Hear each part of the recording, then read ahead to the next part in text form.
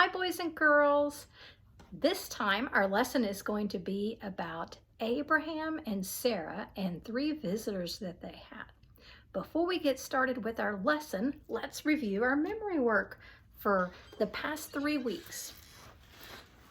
The first one that we learned said, "In the beginning, God created the heavens and the earth." Genesis 1:1.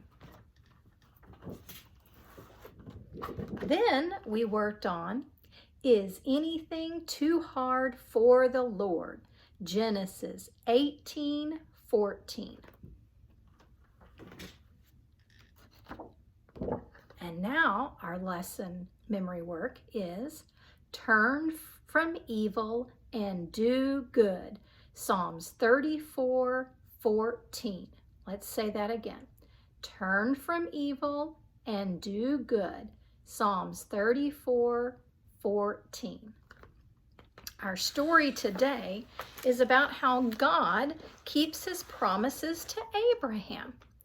God had promised to lead Abraham and his family to a new land to live, and God kept his promise. One night in the new land, God made another promise, and God told Abraham that he would have many, many grandchildren and great-grandchildren. Sarah and Abraham didn't even have one child, and they were old. But God told Abraham, "You will have a son, and from there you will come more children and grandchildren that you can ever imagine. Look at the stars. Can you count them? You will have more children than there are stars in the sky." And Abraham believed God would keep his promise. More years went by. Abraham and Sarah grew older, and they still didn't have a baby. But one day, 3 very important visitors came to Abraham's tent. One of the visitors was really God. The visitors told Abraham that in a year, he and Sarah would have a son. And exactly at that time, God had promised Abraham and Sarah had a baby boy. God kept his promise to Abraham again. So let's sing a couple of songs, and then we'll get started on our story for this week. Let's start with the creation song and make sure that we still remember about it from our first lesson. Let's sing together. Day one, God made light when there was none.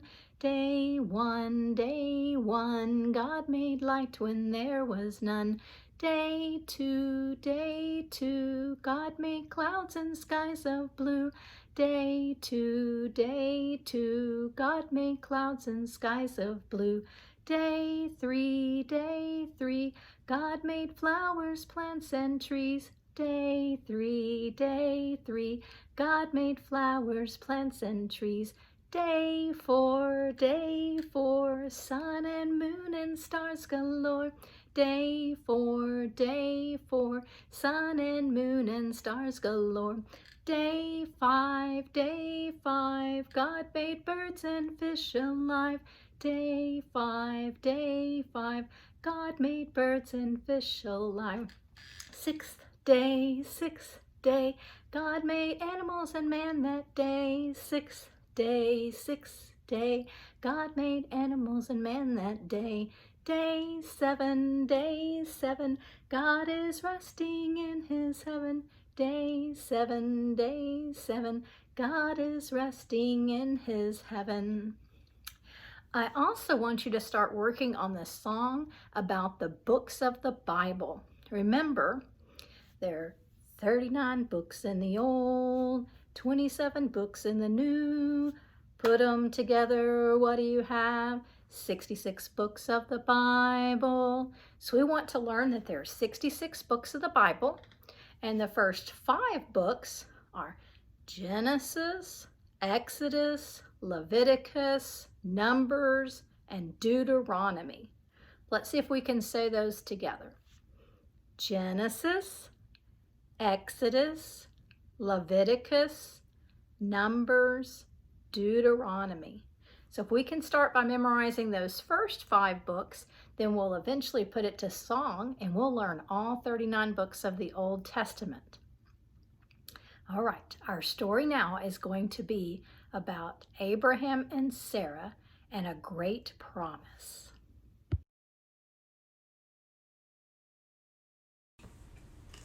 Most people long ago forgot what great things God had done. They prayed to gods they made from gold, or to the moon or sun. Now Abraham, an old man, lived among those people too. But God said, "You must leave this place. To stay here will not do." "Where do I go?" cried Abraham. "Lord, I don't understand." The Lord said, "I shall show you a new and different land.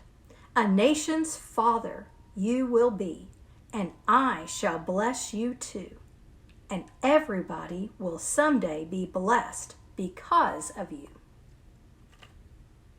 So Abraham took down the tents. His servants helped him tie upon the donkeys' backs their goods and all their supplies. "Where are you going?" asked his friends and neighbors in surprise. "I do not know," he answered them. Some cried, "This is not wise." Others laughed, "You're moving and you don't even know where you'll go? Ridiculous! We've never heard such foolishness." But Abraham said, "I must go, for I have heard God's call." Though the people laughed, he helped his wife up on the camel tall. The caravan began to move. "Goodbye," said Abraham. Old Abraham and Sarah jogged along the camels' backs. Behind them came more servants and donkeys with their packs. They started out across the plains and sandy hills and rocks. Some servants went ahead. They drove their master's herd and flock. At night the caravan would stop. Beneath the stars they slept. Some servants watched to see that no wild beast upon them crept. Then they trudged day after day till they were tired and weak, and at last they came to Canaan land. They stopped, they heard God speak. "Now here's the land that I shall give your children after you." "We have no children," said Abraham. "That's true." "But I believe God's word," he said. "Come, let us celebrate." They built an altar to the Lord. They feasted long and late. "You please me, Abraham," said God. "I'll give you a reward." "What will it be?" asked Abraham. "A son," declares the Lord.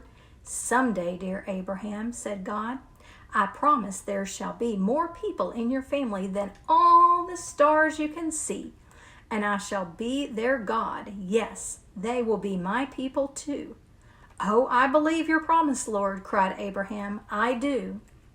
Then Abraham put up their tents beneath an oak tree high, and in their home in Canaan land, year after year went by. Soon Abraham was rich. His flocks and herd all grew and grew. He said one day, "God blessed us as he promised he would do." Though God has blessed us, Sarah said, with things like flocks and gold, he also promised us a son. But now we are too old. Old Sarah wept, and Abraham was puzzled. Could it be? Was Sarah right? But one day, as he rested 'neath his tree, he saw 3 men in front of him.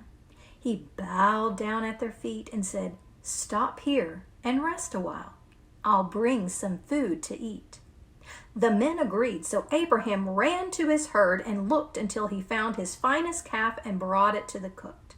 He said to Sarah, "Bake some cakes." And when a meal was made, he took out to his guests outside, and they ate it in the shade. One of the guests said, "Soon your wife shall have a baby boy. This is the Lord," though Abraham, his heart was filled with joy.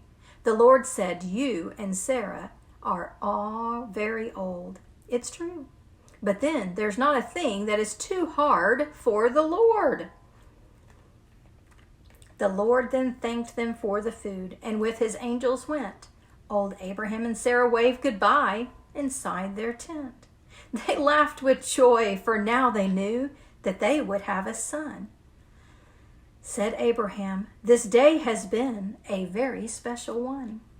When springtime came, their son was born. Yes, Isaac he was named.